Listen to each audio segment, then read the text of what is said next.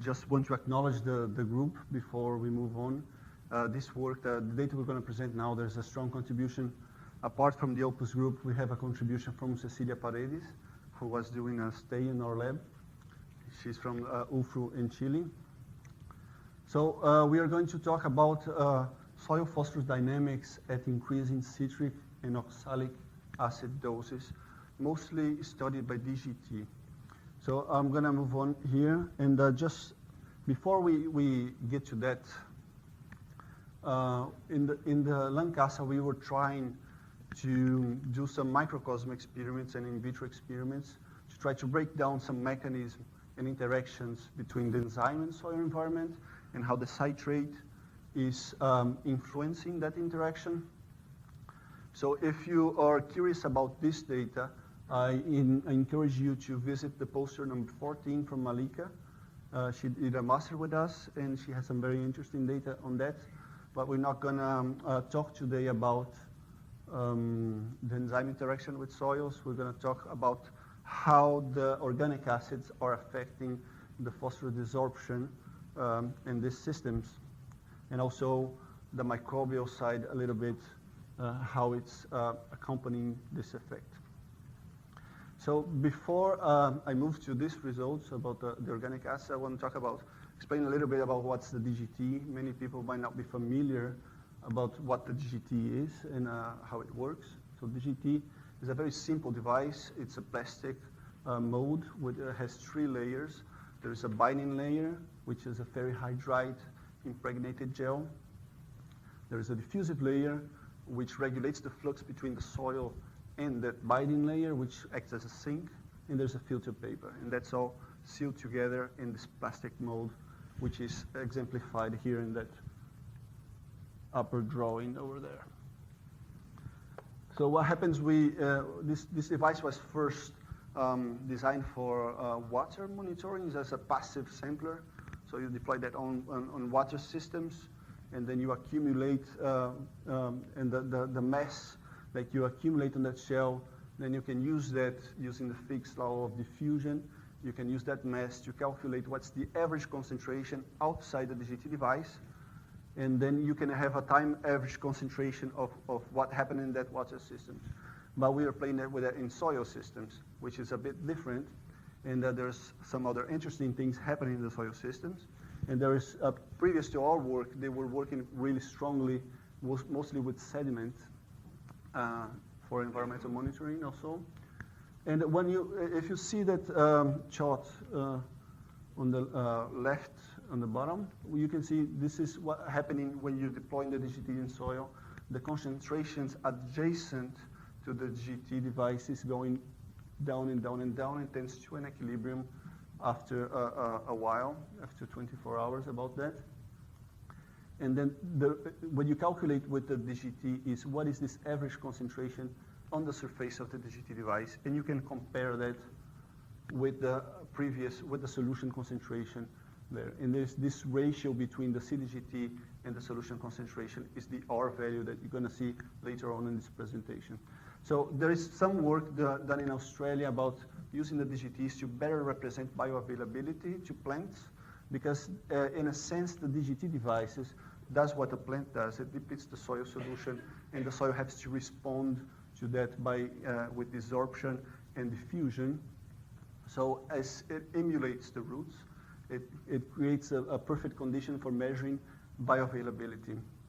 So, but we are not really focused on bioavailability. It's a transversal to this study, but we are really focused in studying what happens with the solid and interaction between solid phase and solution phase in the microbes when you deploy this DGT in the soil, emulating the roots.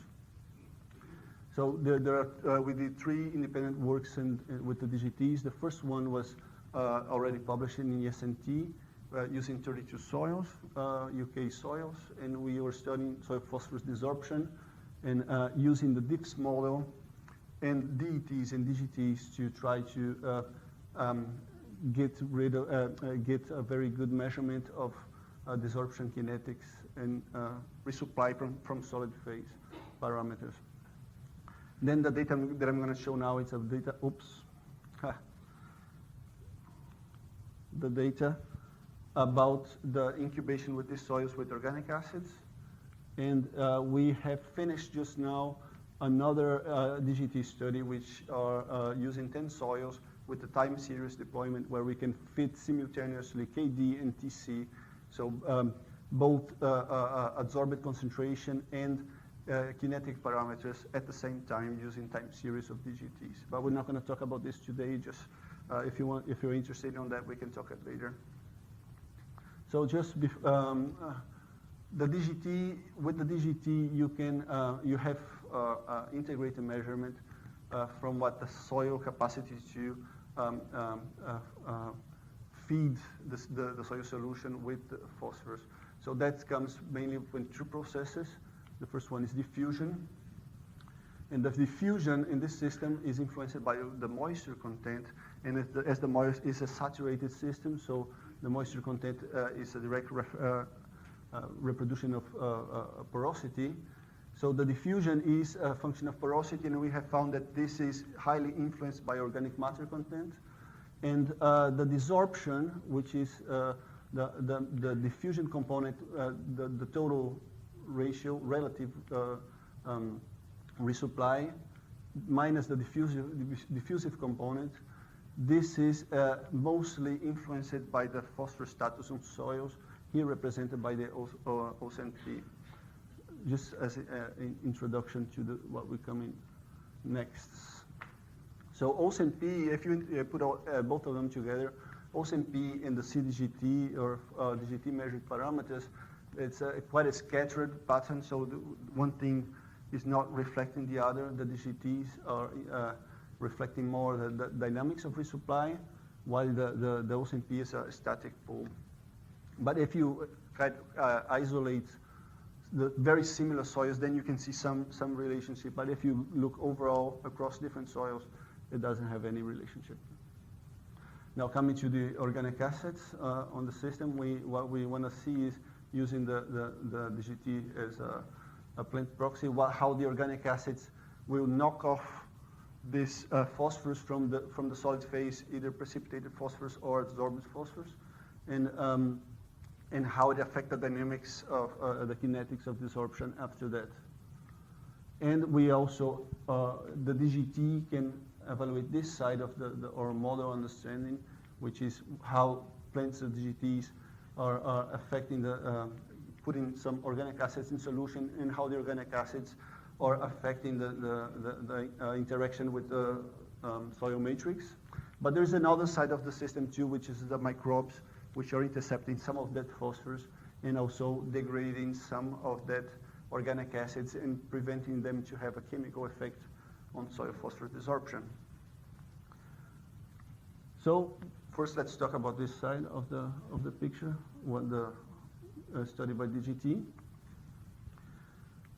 When we see the effect of low molecular weight organic acid, those here on the x-axis, it practically has no effect on what is the OCNP concentration. It has a very strong effect what is solution phosphorus concentration. And when you go over 2 millimoles per kilogram, below that you don't have any significant effect. But when you go for the CDGT, with the phosphorus measured with the CDGT, which should be more similar to plant available, the effect is not as strong as. So it's something in between. So if you could be underestimating with the OCNP, overestimating with the solution concentration, what could be actually bioavailable. So in the right here, we can see breaking down what is coming from solid phase and what is coming from solution in this DGT uptake of phosphorus. So the lower part of the bars here is representing what is coming from solution. Then you can see this steep increase in the contribution from solution. Together, the two bars represents the DGT uptake. So the contribution from solid phase with increasing doses of organic acids is being lowered. So there is less contribution from solid phase, and we're going to see why in a bit. And that is happening in both soils that we study. This is the Glen South soil, is a low phosphorus soil with OCNP about 10. And then the Tape Water has OCNP over 80, so it's really high phosphorus. Both has a high content of organic phosphorus. And the patterns you can see here for citric acid dose and an oxalic acid dose in these two soils. So citric acid seems to have a higher effect than oxalic acid in these systems. And the similar things you can see about what's happening from the contribution of solution and solid phase when you deploy the TGTs on the system with the organic acid. So what is happening here? Here is the R minus RD, which is the contribution from the solid phase. It's going down, as we saw before. And the KD is the ratio between adsorbed to solution concentration, because you have so much now phosphorus in solution, so the KD is going down, so the gradient is lowered between solution to adsorbed concentration, and therefore you have that's one of the main factors that affecting negatively the desorption. And then the result is that you have a very strong increase in the response time of that system. How long does the system take to re-establish the solution concentration? It goes from about 1 hour, half an hour, to up to 25 hours when you have an increased dose of organic acid, up to 10 millimoles per kilogram. And the rate constant of desorption, similarly to the TC in opposite trends, goes down. And what is really interesting is this tends to get the same plateau data. So this looks like it's the minimum. So it's kind of knocking off all the lay-by of phosphorus from the solid phase, and the desorption that happens afterwards is really minimum. So what happened with organic phosphorus is something very interesting that we could not explain really well so far. In one soil, the proportion of organic phosphorus in the solution is maintained in the low phosphorus soil, and then the other one is it goes down. It means that what is being desorbed here is mostly inorganic phosphorus, because the relative abundance of organic phosphorus is going down, and the other one is being maintained. So this phosphorus, we're seeing desorption of both inorganic and organic phosphorus, and in a high phosphorus soil, the desorption is being mostly from inorganic phosphorus, which might indicate that in this case, the organic phosphorus is retained with more energy in the solid phase and absorbed with more energy than the inorganic fraction. So what happens when you add the inorganic acids in the system is mostly going to generate desorption of the inorganic fraction before you see the happening with the organic fraction, which is kind of a disappointment, but anyway. So let's see now what the other side of this conceptual understanding, what happened with the soil microbes in 2 minutes, okay? So the soil microbes are interfering in the system too. So the top two shorts, it's the microbial biomass phosphorus. So we see that the lower doses where we didn't see any desorption occurring, we can see a strong accumulation of biomass phosphorus. And interestingly for us, that didn't happen in higher doses. So this stimulation was really weird, because it was restricted to the low phosphorus, low exudation, low dose of organic acids, and not the higher ones. There was some negative effect that didn't mean that the microbes were accumulating so much phosphorus if you put more organic acids on the system. And that similarly happened with the low phosphorus soils, but in a lower extent. And this data here on the bottom is respiration data that Courtney kindly provided for us. Thanks, Courtney. So we can see some of that too. There's some stimulation in the lower doses before you see it in not as much in the higher doses, except for this case here in the Glen South soil with the citric acid, which you do see stimulation of respiration on the higher doses. So from this respiration data, we can see what we expect that is left from the organic acids, how much is the degradation of the organic acids on that system. So we can really see for the oxalic acid and below 2 millimoles per kilogram, about everything you put in will be degraded by the microbes in the first 12 hours. So there's there's nothing left to have any chemical effect on absorption, because the microbes are taking it and respirating it really quickly, and that this affects a little bit lower for the citric acid, but is also causing a significant reduction of the effective dose that we see with this organic acid addition. So just to wrap up, the doses that we've seen some significant effect on phosphorus mobilization were a bit higher than we expect on rhizosphere, and were over 2 millimoles per kilogram. And this high doses of organic acids were accompanied by a reduction of the desorption rates when solution P was depleted. And at low organic acid doses, we didn't see a lot of phosphorus mobilization, but we see a very strong microbial activity effect, and also we see that nearly all the organic acids were degraded by microbes before it could have a chemical effect. Thank you. Okay.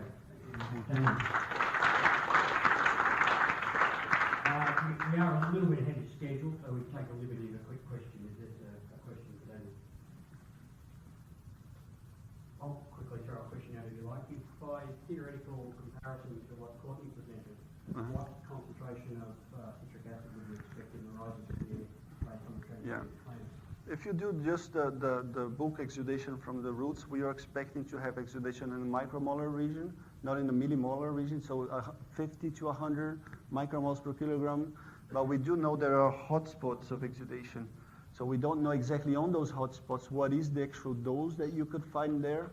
If you average the whole root, we know that the dose that we are seeing something, it's much, much higher, at least 20 times higher than that we really expect to find on the rhizosphere. But we know that's not a linear thing. We cannot average the concentration across all the roots. There is hotspots of exudation.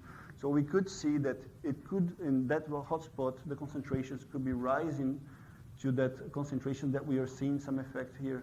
So we don't actually know what's happening or how much is the organic acid that's been exudated, but we do now with this study what are the thresholds that you can cross to have some effect on this soil. So.